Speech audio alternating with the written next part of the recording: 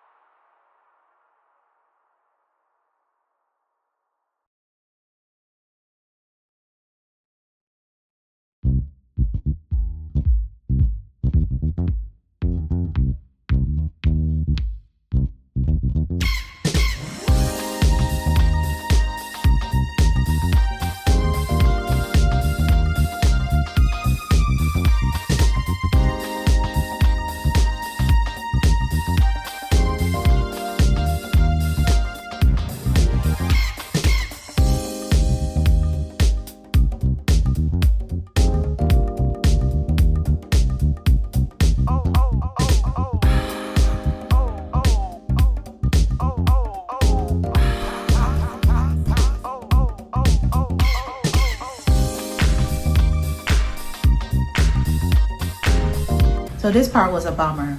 I was like, oh, I'm gonna be able to see some stuff, and then it was closed. So wasn't able to do that, but I did take some pictures. This area is not completely done being built from what I could see. So there was obviously like places that was open for the most part, but I was like, let me just walk around per usual and let me take some pictures and let me be able to, you know, or get ready to skedaddle on home, because I spent a long time like at that museum. Like I was there for a good like 4-5 hours. So I was definitely hungry after that, and I definitely had like some yum, some more Chinese food. I don't know why I was like on such a Chinese food fix. Like I don't know what it was, but yes. Spicy rice.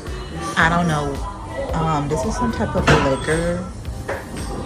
Some type of, it's like this plum, smoky, whiskey, wine tasting drink. It's Chinese and it's super good. So that's the end of the video for this week.